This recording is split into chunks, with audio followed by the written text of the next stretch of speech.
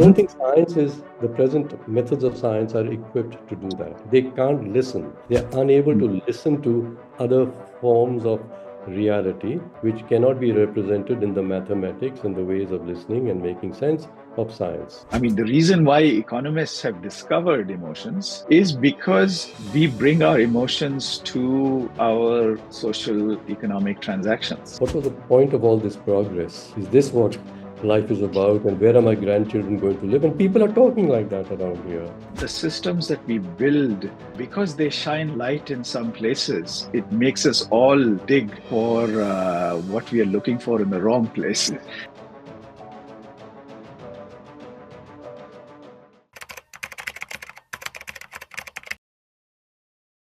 Good morning to you and good evening here. I wanted to chat with you personally, and so here we are.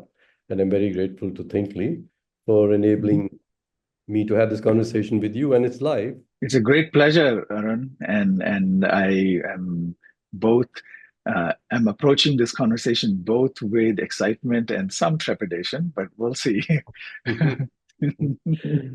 Okay, I wonder what the trepidation is for. But I tell you, Rajesh, as I was thinking about how to use my time with you, this precious 1 hour Mhm, with you, mhm, effectively, what it is about you that I know, which has really intrigued mhm, me and mhm, reminding me that I don't you know you enough in your mind and your mind about minds enough. mhm, The first is more recently, I read The Monastery and the Microscope, collection of essays in a way, but they mhm, are records of several conversations over a week in Bangalore, but not in any IT center, but mhm, I guess a Buddhist monastery or some place in Bangalore. And the title of the book was The Monastery and the Microscope, Conversations with the Dalai Lama on Mind, Mindfulness, and the Nature of Reality. Hmm. And I didn't know that you had been in such high places on mhm, these questions of mind, because mhm, how I knew you previously, and I'll come to that later, mhm, was you and I were having a conversation down here where I live, along with the mhm, colleague that you had brought from the Premji Foundation, on how could you get people to think together and work mhm, together to find good, effective scientific solutions to big intractable problems that we are having. And mhm, Socrates was mhm, the idea or the organization that you mhm, had created. So I'll come to that a little later. But first is about the monastery and the microscope. And here are the thoughts that I have, Rajesh, about this question about what one can learn in a monastery and what mhm, one learns through a microscope. Now, one would associate a monastery much more with, shutting oneself off from the world, mhm, and, reflecting on things inside yourself quietly, be silent, and perhaps mhm, have some discourse with other mhm, monks and others about these questions about, spirituality and the meaning of mhm, our existence. And the microscope says, look at things objectively through a lens or several lenses and be able to see minute realities very objectively, scientifically. Hmm? mhm, So there's a scientific way of inquiry, which the microscope is alluding to. And there is, if I could say, a reflective, self-reflective, spiritual way of inquiry, which a monastery mhm, suggests. mhm, And we are talking about humans in the age of AI. And three questions came to my mind to ask you. The first one is about this difference of the monastic way of inquiry and the scientific way. In the monastic way, and then that goes into philosophy, from the inside where you are, you look at the outside and you mhm, try to find some way in your mind of representing the outside, some way to mhm, see the structure of the outside, model it mhm, with whatever are the capabilities of your mind or the way your mhm, mind likes to see things. and model things. Whereas when you talk about a scientific way, it is, get outside yourself, don't be subjective anymore, be completely objective. And so we look at physical phenomena very objectively through microscopes. But when you say look at yourself objectively, in other words, it Mhm. seems to require you to get outside yourself, outside Mhm. this place, and well, outside your skin, outside your Mhm. mind, Mhm. and then see your mind very scientifically, Mhm. objectively from the outside. And I don't understand how one can reconcile these two different ways of looking into reality, into reality. So you may have, some thoughts about this, but before you go further, I just want to say the other two questions, and let's see Mhm. in which way you can help me to uh, understand any one of them or all three of them. Mhm. The second one is to do with the sort of intelligence generally. And Mhm. there's rational intelligence, Mhm. and which we quite often also associated with cognitive intelligence. And then, Mhm. of course, as economists seem to have discovered rather belatedly in the last 20 years, human beings also have something called emotional intelligence, which That's I guess correct. selves as human beings and hunters and gatherers and our philosophers have known for centuries. But it's been a great discovery to at least economic science that human beings also have a emotional intelligence. So the question is, in human intelligence and emotions, when we say, emotions, that falling in love, for example, or caring for somebody, and people say when they're deeply into it, I can't explain why I'm feeling the love. I can't explain, that means rationally, Mhm. why Mhm. I care. Okay, so how could you explain rationally these emotions and the feelings of emotions, of caring, of loving, of at least those two I would like to mention. There could, and there are many other deep feelings that one has. And so I ask myself, what sort of intelligence can there be which has no feelings, no human-like feelings? And when we talk of artificial intelligence, we are using the word artificial because we do say it is not Mhm. human intelligence. So, what is the nature of this artificial intelligence, and how is it different to whatever is the nature of human in intelligence? And the third question I'm going to park away because that is very much what came up. And you provoked that thinking actually in the Dalai Lama's conversations about valid cognition. Mhm. Valid cognition. And I know you've written subsequently too, which I've really enjoyed reading and trying to understand cognition and valid cognition. But it's related to my mind also about, if I don't feel it's right, then it couldn't Mhm. be right. So Rajesh, you tell me how I should go about understanding these three questions. First of all, thank you, Arun, for inviting me to this conversation. And since you asked why this bit of trepidation, I can start with that because, as I expected, you have inaugurated this conversation with some of the biggest mysteries or challenges or puzzles that we have as human beings. And I want to be able to address those questions without appearing as if I know the answers to them. Right? They will remain questions, but hopefully there will be some more clarity to them. I want to actually combine at least the first two to Hmm. see if there's a way to address them at once.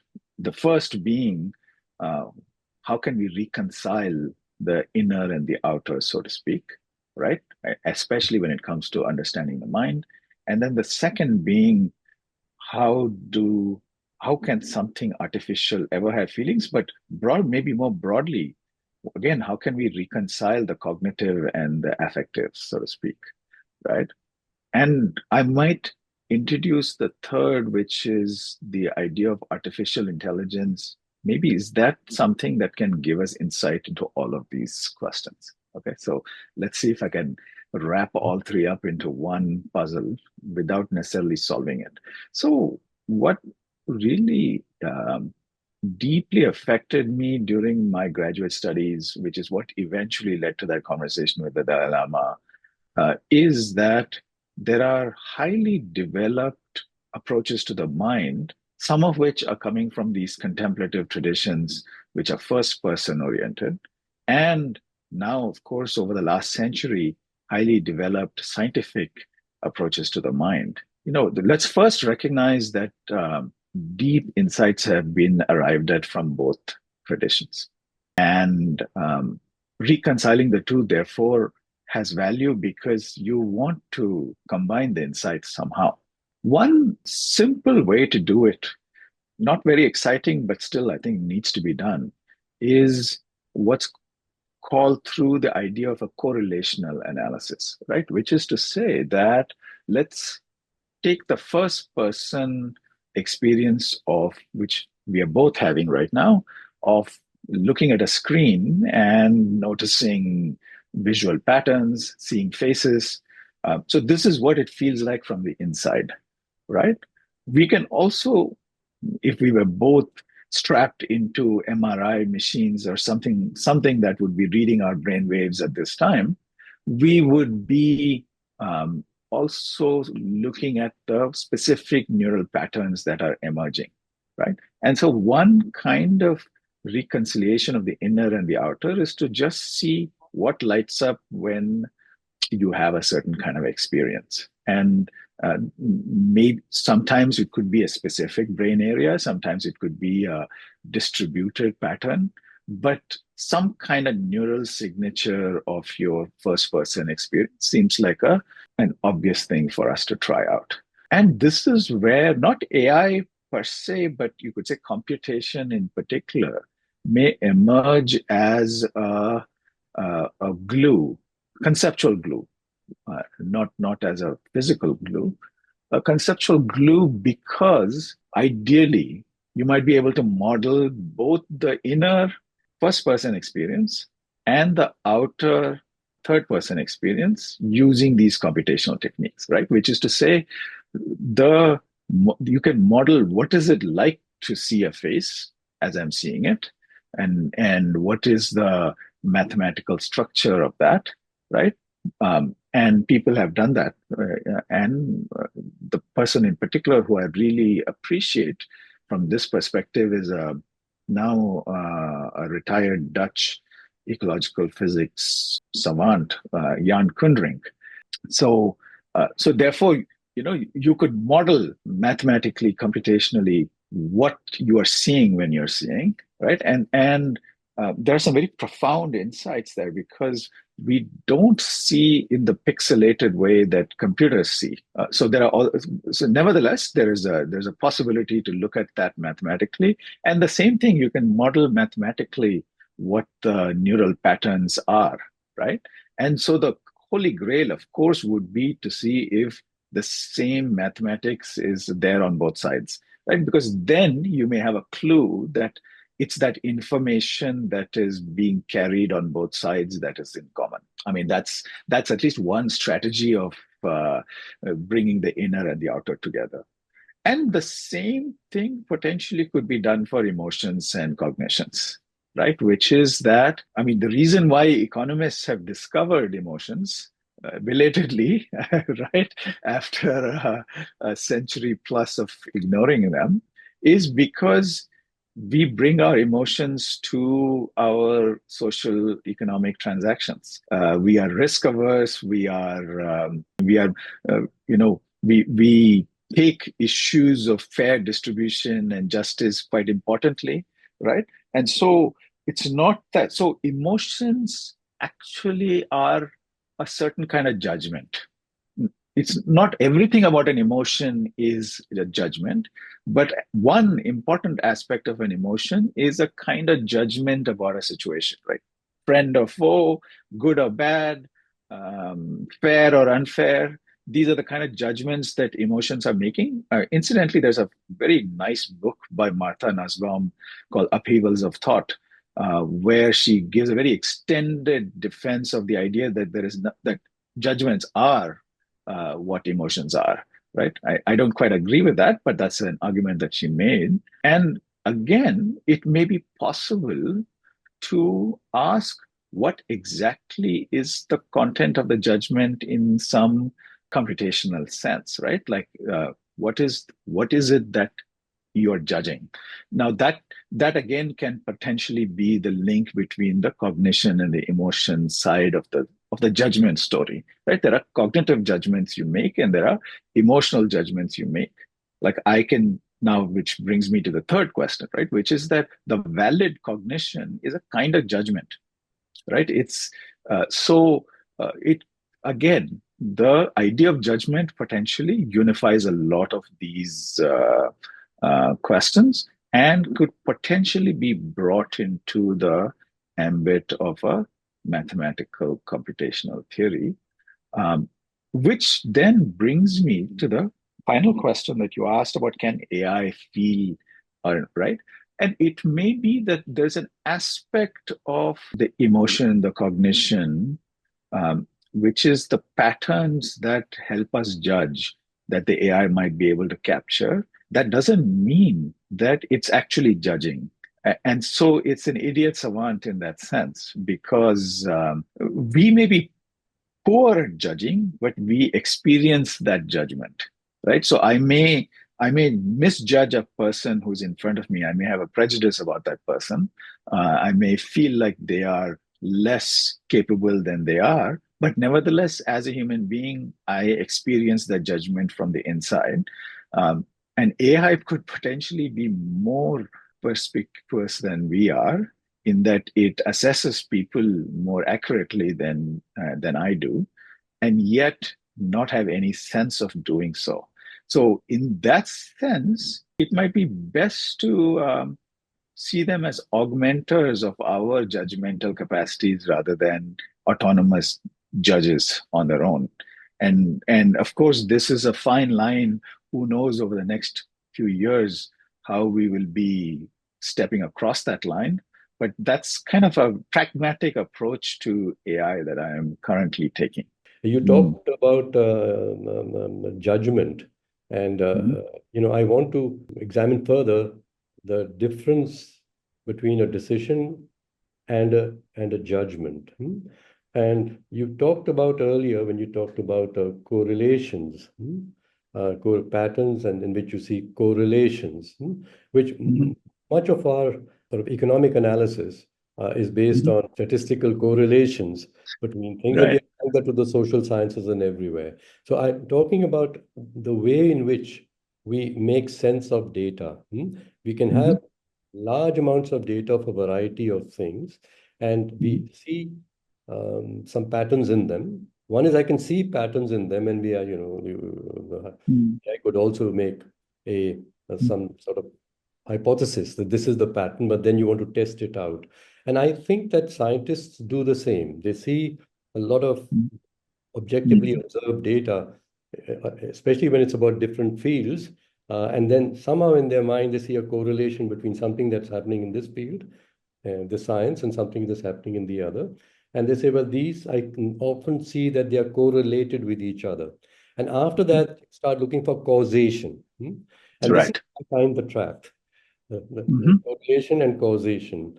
And my earlier scientific training was in physics, in theoretical physics, and going Mhm. up into plasma physics. And of course, in those Mhm. days, I'm talking the 1960s, the question of whether quantum physics is completely right Mhm. wasn't completely settled, and it still isn't, I Mhm. guess, because you Mhm. can't answer some things that the quantum scientists have observed through their experiments about Mhm. effect between phenomena at a distance, Mhm. like the spins of Mhm. electrons. I mean, they can be very, Right.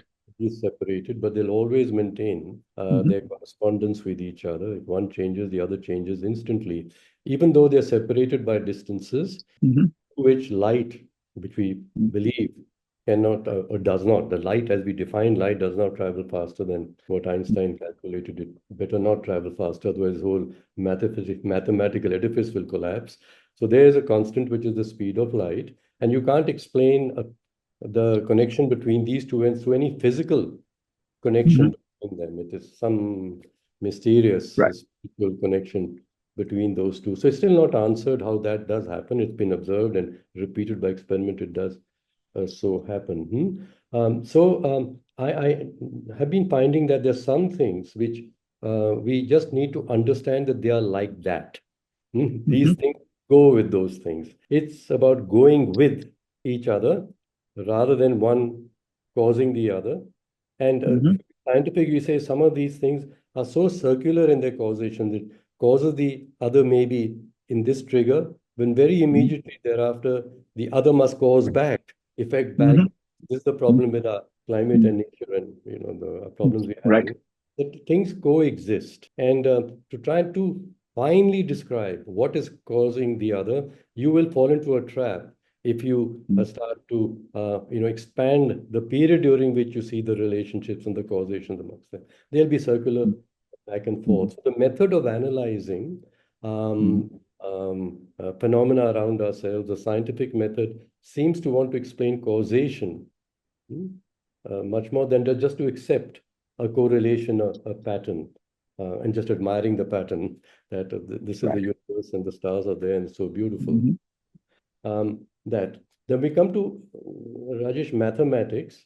And you mentioned very well that, my mathematics must correspond to the mathematics of the other system. Mm-hmm. And as we do know that any mathematical system to be internally consistent Mm-hmm. must start with some hypotheses, Mm-hmm. um, and then those are not testable by the system itself. There's again the inside-outside problem. Those Sure. hypotheses thereafter can't be tested by the system itself. It's going to have Mm-hmm. to take on those things for granted, and then only the mathematics can hold. And this, of course, is where the poor economists are having a problem, that they must start with the assumption that human beings are calculating, rational, and self-interested. Otherwise, the whole edifice of Yes. economic science will collapse. So mathematics, in other words, as a science, is a self-limiting science Mm-hmm. to ensure that it's internally consistent. And we say, wow, these equations, I can calculate to infinite decimal degrees accuracy if I wish to do that. But you already have assumed some things, which Mm-hmm. again, we said Mm-hmm. that math is not going to be able to prove. So if two different systems are using two different mathematics, they just cannot explain themselves to each other. Because one will Mm-hmm. believe completely right and is convinced about it, and the other will Mm-hmm. believe completely right and convinced about it also. So the Mm-hmm. intelligences, if I'm going to use now mathematics as Mm-hmm. a way of understanding intelligence, these two intelligences will not be able to understand each other. They've got a different science, a different mathematics that is enabling Mm-hmm. them to understand the world around themselves. So that's about my questions about the scientific method, Mm-hmm. its validity. It has limitations, and there's certain phenomena that the present view of science that it should be objective, calculatable, and Mm-hmm. demonstratable by experiments, has its limitations, because when you come to experiments which, like in quantum physics, can no longer be explained by the science, we just ignore it.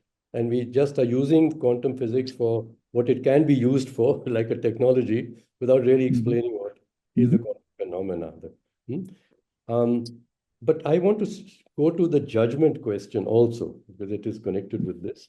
And the judgment, like you said, it's we make judgments about is something good or bad. And so there's a value judgment here. Why does Mm-hmm. one feel good? Now you say, no, it's not a matter of feeling good. I'm going to put some criteria and numbers around it. That if Mm-hmm. everybody in a country has income above a certain level, and everybody in the country also has access to some things that you define when they need it, then they are feeling good about their lives. It's like the Maslow lowest. Mm-hmm. Mm-hmm. And if it is not, they don't have all this, they must be feeling bad about their lives.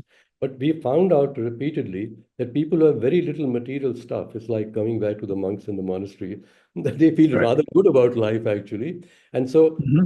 are not able to explain what it is that is providing them that goodness and measure the quantum of it, the quantum of Right. it. So Right. that's good and bad. And the other one is about right and wrong. And the right and Mm-hmm. wrong, again, it's not that you can judge by if something is more good, that must be right. Hmm? So that otherwise, you take Right. decisions about the world and how the world should be managed on a utilitarian principle. That so long as the maximum number of people, a Mm, larger number of people are feeling good, and they say they're feeling good, doesn't matter if a few are feeling bad. right. We take the decision which suits those, the majority, who say they are feeling good from their perspective. And that's okay. But we know this is unfair to the minority. Okay. Hmm. And the weaker that cannot speak and speak up Hmm. to say, look, your utilitarian method is Mm, harming us, we don't hear them. And so I come to this is the problem with growth, material growth, that we are just, been misusing trees and plants and animals, and they haven't been able to speak up about their pain. They have no vote in our mhm, decisions. So the mhm, ethics, I'm bringing in the question of ethics. It's a matter of right and wrong also, and the right and wrong can only be judged from the perspective of another. I mhm, cannot, from my own side, by whatever calculations I want to make for what I feel feels good, I feel scientifically is correct, be mm, sure that I'm doing the ethical thing for someone else. And it backfires on me then because we are all part of an interconnected system. And if I, being so smart and so calculatively mm, accurate, are damaging things that I haven't heard from, I cannot hear, don't wish to hear from.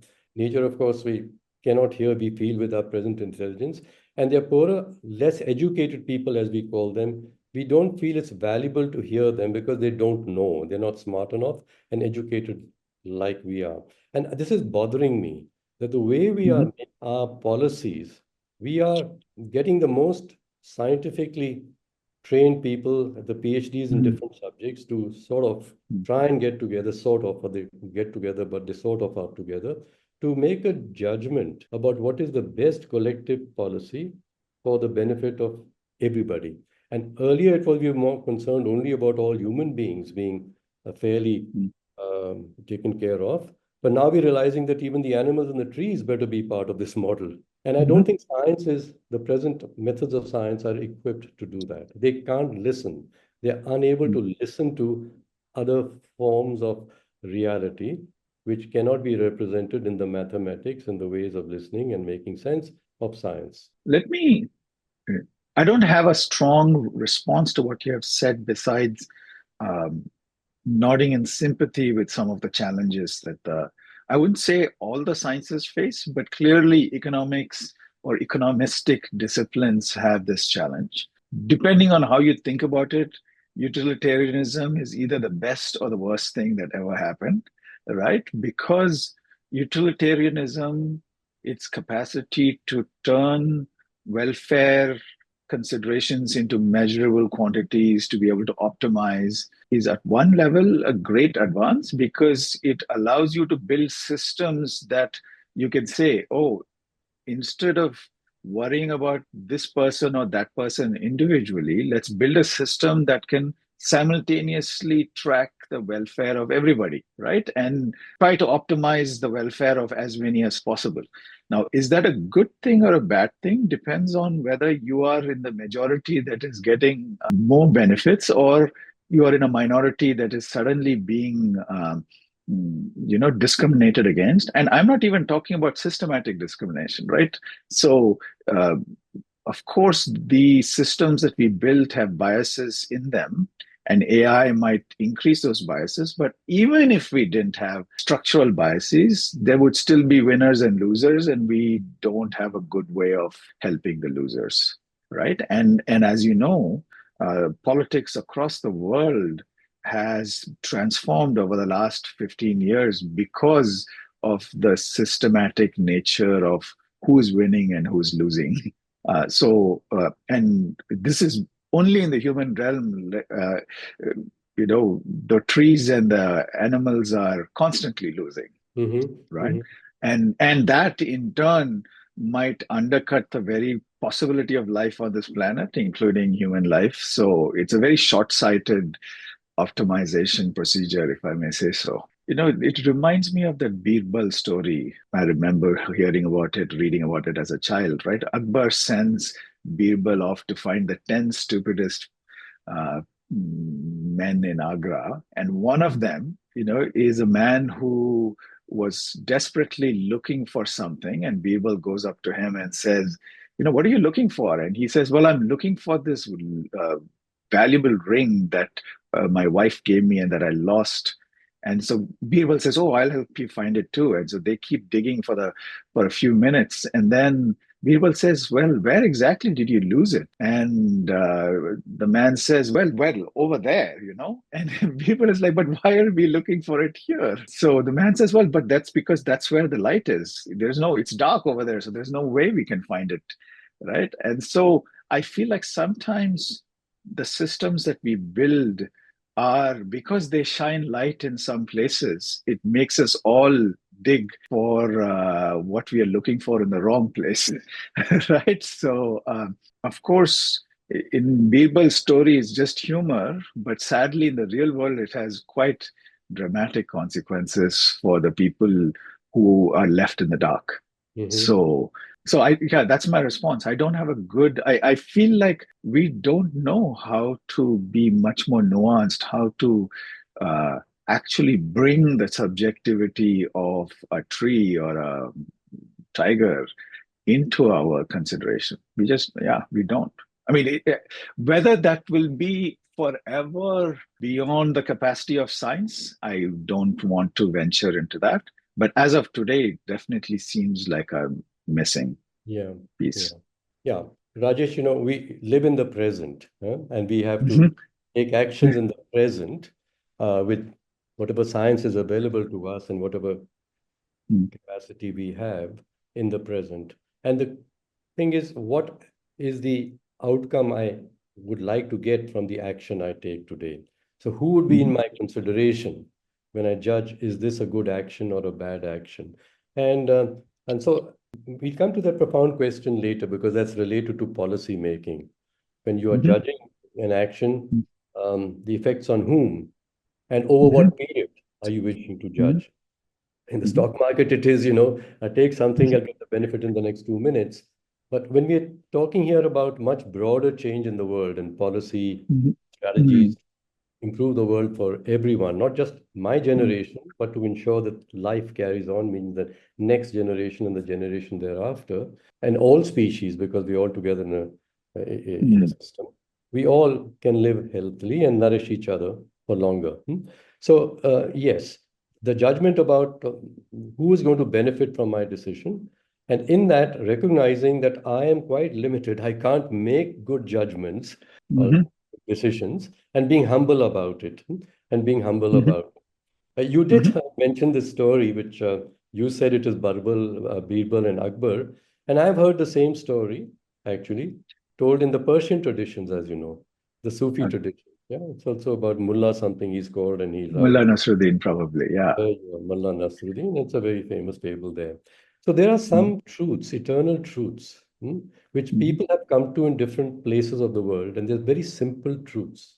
It's like these Mhm. questions, the same questions arising in many places. Now, who can say where it Mhm. arose first? It doesn't matter. It naturally comes to human beings. They stop and reflect on their relationship to the world and the futility of their way of searching for solutions. That's what that's trying to say, that fable. Mhm. That, fellow says, I'm going to look under the lamp because I have the science, if I'm going to use the word, I have the science for this.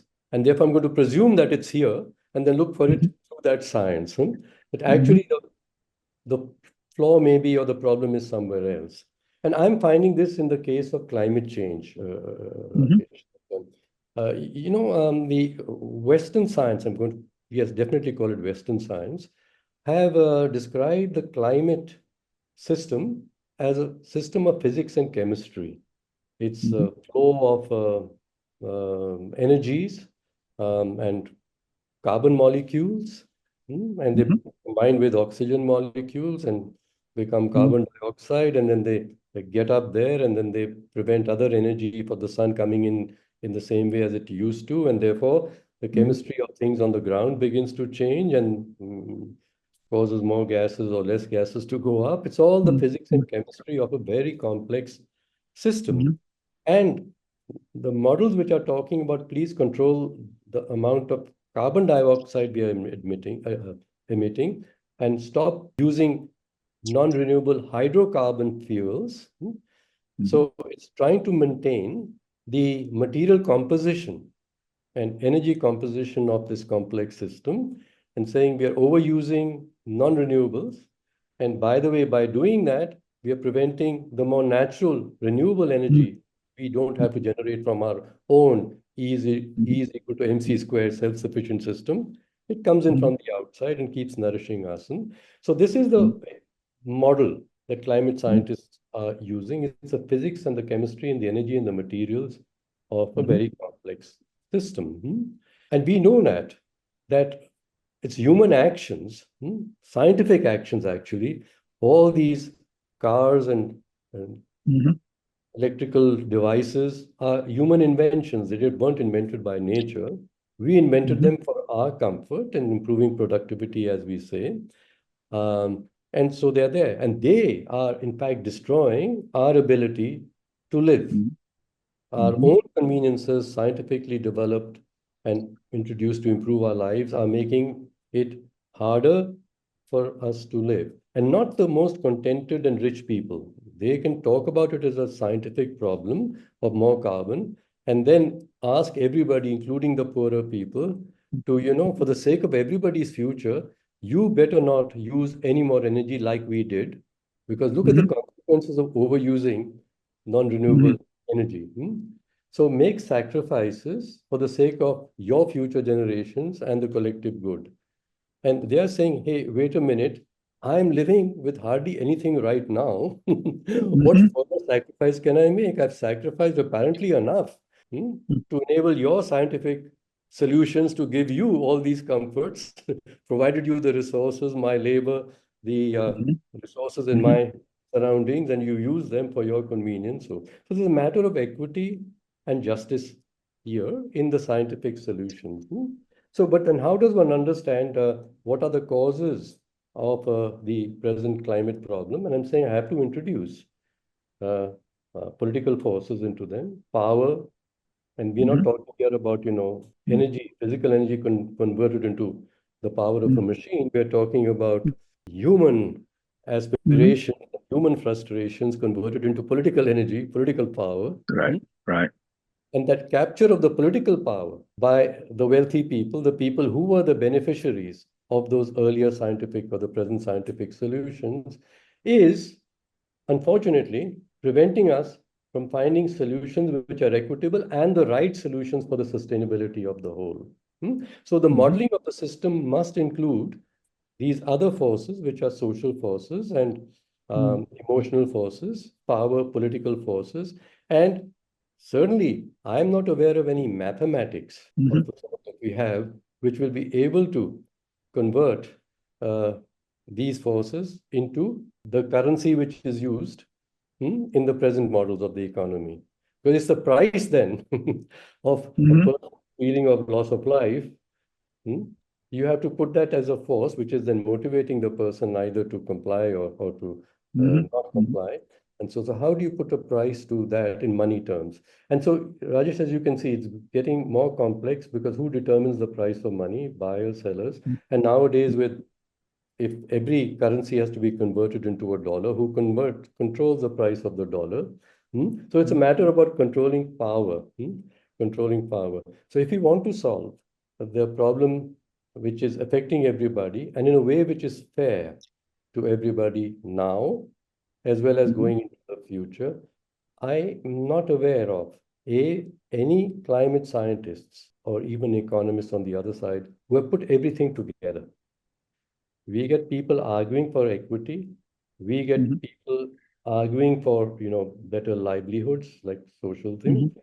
And we get people arguing for just the science. You must Sure. quantify and so on. So one model which has got three different sciences or three different domains in one system, but at least I say, even if you can't calculate the Mhm. causes and effects, please recognize that your model is incomplete if you're proposing solutions with the mathematics which is appropriate for only one part of the system. Yeah? The mathematics of physics, chemistry, which are very well explainable now by the mathematics that we use for that.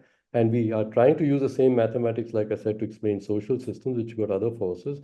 And I'm afraid that political systems go into feelings of equity and injustice, and even social explanations of poverty, or that you do have enough, why are you still complaining, are not going to explain that. So this is my problem. And that leads me, if I can now introduce Socrates. Remember, you came and you said that, look, India Yes. needs really to improve so many things, our environment, the pollution, the Mhm. farmers, the incomes, and they're interlinked. We got pollution in Mhm. the Punjab because we had scientific solutions to enable those people to grow rice by getting Mhm. irrigation, water. It's helped really India to feed Mhm. itself and being able to feed the rest of the world. But meanwhile, over Mhm. after 2, 3 generations, we realized we damaged the environment. Now we are all living in Delhi like I am and saying, gosh, it's not a place worth living. What was the point of all this progress? Is this what life is about? And where are my grandchildren going to live? And people are talking like that around here. Right. Yeah. So you were saying here, let's get ourselves thinking people, caring people together and think about these problems more scientifically, not Mhm. emotionally and just as activists arguing against each other. Think about it more scientifically. And I had a question for you to say that, look, I want it, and I respect Mhm. very much Mhm. methods and of getting people Mhm. together and getting their thoughts Mhm. together. And what data would they bring and what lenses would they bring into it? And if you just let me come one more, when you talked about artificial intelligence training itself, I was just watching a discussion yesterday on Al Jazeera. It was about 3 or 4 people who are into the latest in artificial intelligence.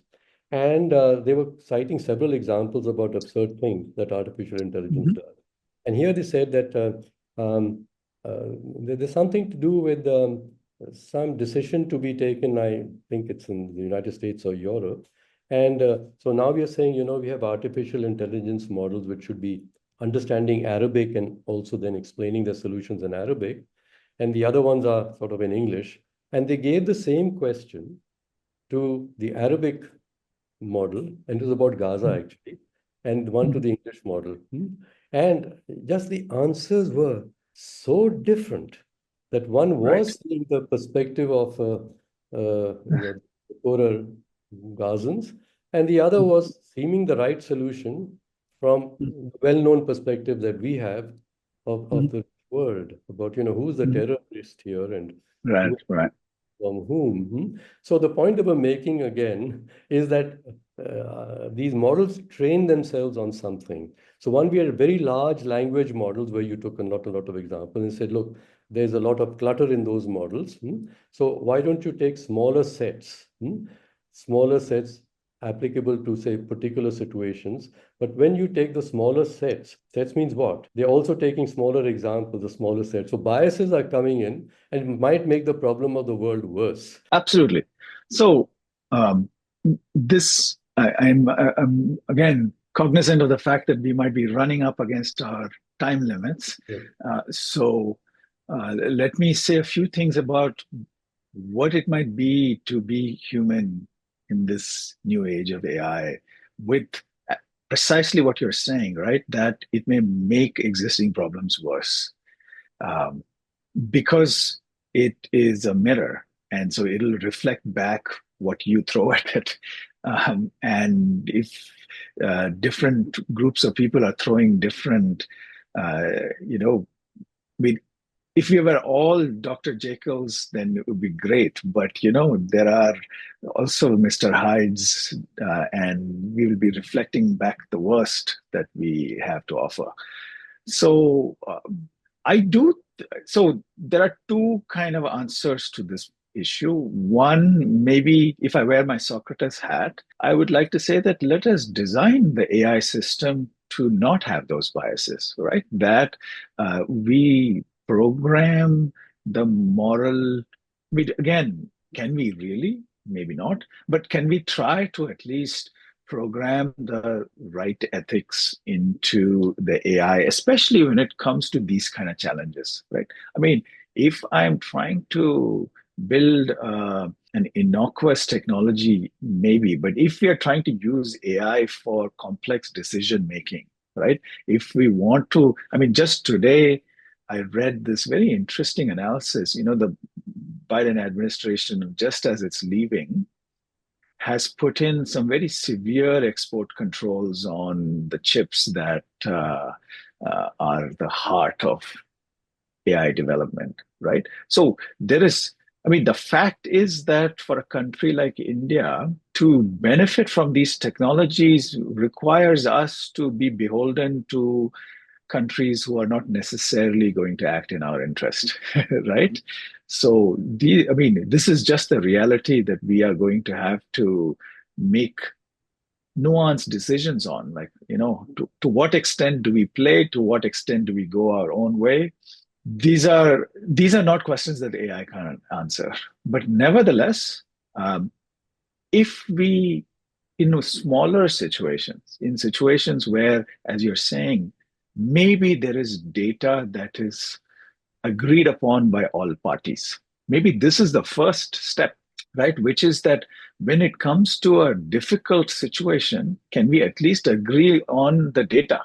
Then maybe we can iron out some of the differences using models where we can disagree on assumptions and so on, but at least we have some common data that we can rely on. So, which is to say that obviously, if there is training data in Arabic and training data in English, it will, because the data is different, it will, and the data's biases are different, there will be different judgments to be made, right?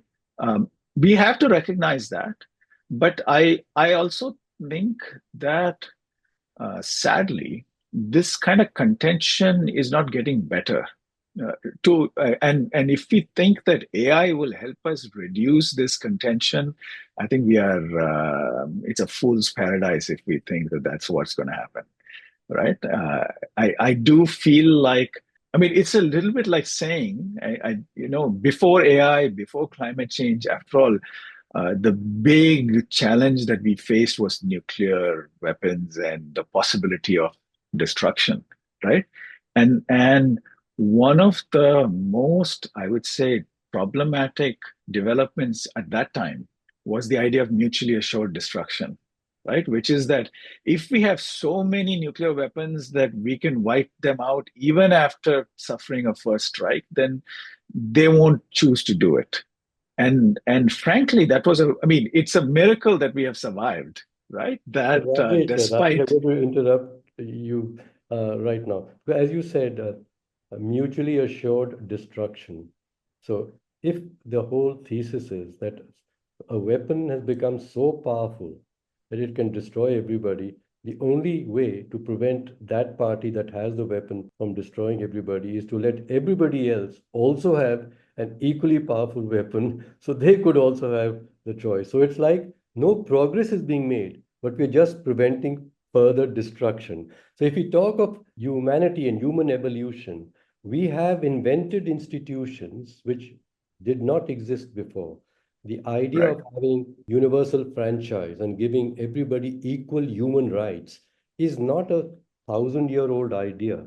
It is a very Mhm. recent idea. So we humanity, enhancing our Mhm. humanity by, okay, discovering new ideas of justice, of fairness, of what it means Mhm. to be human, Mhm. and then developing institutions that will enable us to apply this idea, institutions to apply this idea, and systems of parliamentary elections or justice, and even I would say the idea of having limited liability corporations because they can advance Mhm. the economy very much because people can take risks without losing their whole life, Absolutely. money, and so on. We have invented these institutions, and if the only way the world can be saved is to prevent these very powerful institutions, in some cases independent countries, we said they've got sovereign rights and they should be free to do Mhm. what they want to within their boundaries. On the other side, corporations with their sovereign rights and don't take my property in other corporation, I can sue you, or even human Mhm. beings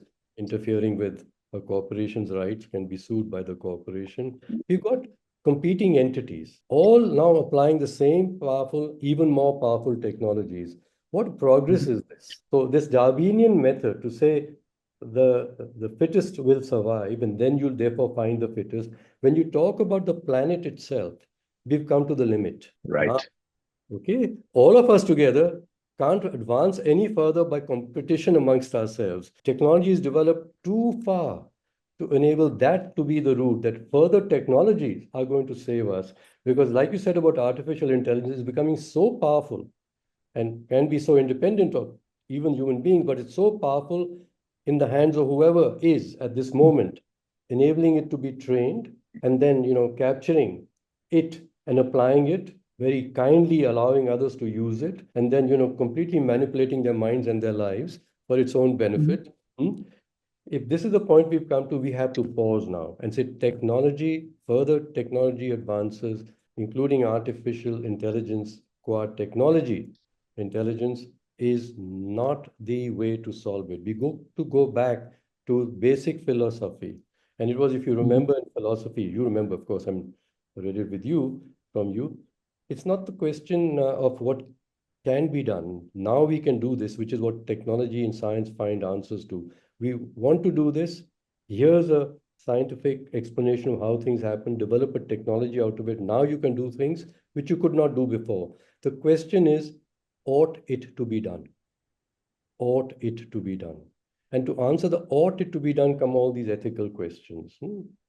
Right. Ought it to be done? And I fear that we are not thinking philosophically anymore. We started to think too much STEM, science, technology, engineering, and mathematics. I think we stop STEM for a while and pause and think of why we are here. What is the purpose of our existence? And by my existence, do I improve the lives of nature? Do I improve the lives of other human beings? Or is it that I'm just making sure that me and people like me can become more powerful and live more comfortably than others are? It's ethical questions, I think, that we need to discuss much more than tracking what's happening within technology. Because, yes, technology, artificial intelligence is beginning to do every year things that we didn't think technology would be able to do. So Rakesh, I'm getting switched off a bit. I keep tracking what technology Mm. can do, but I'm reflecting at a high level. I say, gosh, guys, if you're getting so Mhm. excited and lost about that, you're missing the point that you're going to kill yourselves with your own weapons Right. very shortly with your own weapons. Yeah. 110 years ago, right? People kind of sleepwalked into the First World War because until then, I mean, the assumption was that all this progress is great, that we Mhm. are just getting better and better. And then overnight, you're mired in a war that killed millions, created the conditions for an even more destructive Second World War, the horrors that came in the middle. So, um, whether we will have the wisdom to avoid that tragedy again, and this time it could be much worse because we have our technological capacities are much greater than they were 100 years ago. So what's not clear to me is how to get this to have purchase, right? Meaning, we can chat about this on Zoom, but the people who have the purse strings, the people who have the power, what is it that will convince them to step back? Mhm. Powerful people who presently are Mhm. developing artificial intelligence technologies and controlling Mhm. the investments being made in them, they should think about it. They should be more ethical Mhm. and not so technologically smart only. But how do you Mhm. include them in this conversation? How do you include Yeah, them in this conversation? And what language will be used to talk to each other? I don't mean by language English, Hindi, and all that. yeah. Is how will we express ourselves? How will we Yeah. express ourselves? And how will be understood? How will we listen to people who don't have our language, who don't even think like us because we trained ourselves to think Mhm. differently. And since we have only less than a minute, I'm just going to say, let me put a question which you and I should discuss in the next conversation. And meanwhile, I might ask Jasprit Bindra, who was there, this question Mhm. too. I think we should be examining the philosophy of intelligence much more Mhm. immediately than the science of intelligence. Yeah. And it may be that philosophy is the discipline that, in some ways, combines the technical aspects of intelligence with the moral and with the aesthetics, right? I mean, it's not just the ethics of intelligence, but also, you could say, the beauty or the lack Mhm, of it, right? mhm, That there is such a thing as ugly intelligence. mhm, And so, if we are to combine all three, I don't know where, but or who, but if we could do it, that would be a foundation for a future society, that for sure. mhm. It's time for you and I to stop conversing publicly here. We will continue offline and at Fantastic. publicly again. Thanks a lot, Rajesh. Such a so lovely to have this conversation. Mhm. Bye then. Bye.